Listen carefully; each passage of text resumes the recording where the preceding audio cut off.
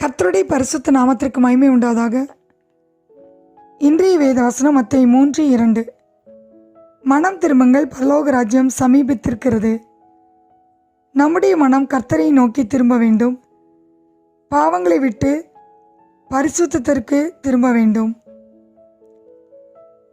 கலாத்தியர் 5:19 முதல் 21 வரை வாசிக்கும்போது, மாம்சத்தின் கிரியைகள் வெளியரங்கமாக இருக்கின்றன. அவையாவன: விபச்சாரம், வேசித்தனம், அசுத்தம், காமவிகாரம், விக்கிரகாராதனை, பில்லிசூனியம், பகைகள், விரோதங்கள், வைராக்கியங்கள், கோபங்கள், சண்டைகள், பிரிவினைகள், மார்க்க பேதங்கள், பொறாமைகள், கொலைகள், வெறிகள், களியாட்டுகள் முதலானவைகளே. இப்படிப்பட்டவைகளை செய்கிறவர்கள் தேவனுடைய ராஜ்யத்தை சுதந்திரிப்பதில்லை என்று முன்னே நான் சொன்னது போல இப்பொழுது உங்களுக்கு சொல்லுகிறேன். ஆம் பிரியமானவர்களே, இப்படிப்பட்ட பாவங்களை விட்டு, துர்க்குணங்களை விட்டு நாம் மனம் திரும்ப வேண்டும். நாம் பாவத்திற்காக மனம் வருந்துவது மட்டுமல்ல, பாவத்தை விட்டுவிட வேண்டும். லூக்கா 15:7 வாசிக்கிறோம்,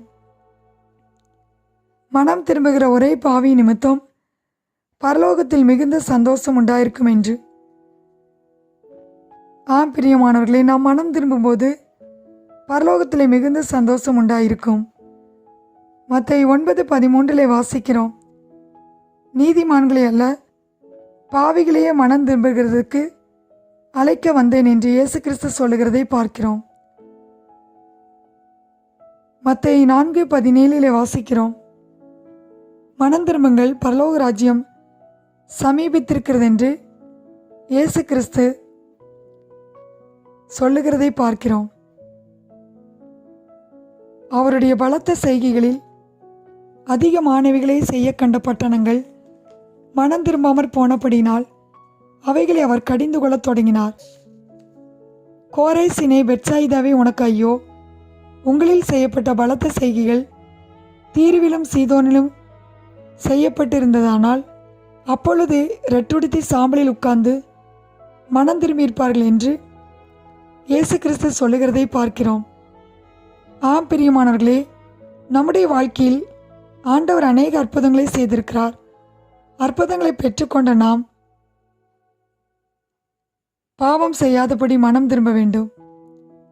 லூக்கா 11:32 வாசிக்கிறோம், யோனாவின் பிரசங்கத்தை கேட்டு நினிவே பட்டணத்தார் மனம் திரும்பினார்கள். நாம் அவருடைய வார்த்தையை கேட்டு மனம் திரும்ப வேண்டும். மார்க் 1:15 வாசிக்கிறோம், காலம் நிறைவேறிற்று, தேவனுடைய ராஜ்யம் சமீபமாயிற்று, நாம் மனம் திரும்பி சுவிசேஷத்தை விசுவாசிக்க வேண்டும்.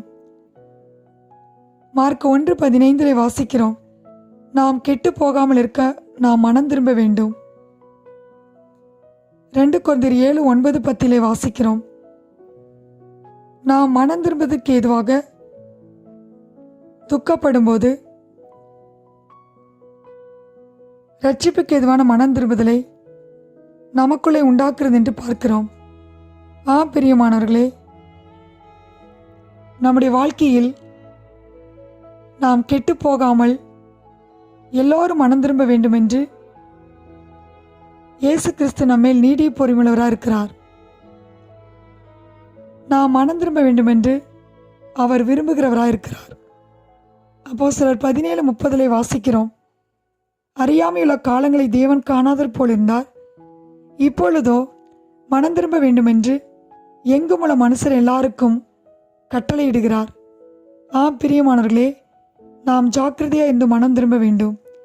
மத்தேயு 3:2 வாசிக்கிறோம், மனம் திரும்புங்கள், பரலோக ராஜ்யம் சமீபித்திருக்கிறது. கர்த்தர் தாமே இந்த வார்த்தைகளை ஆசீர்வதிப்பாராக. ஆமேன்.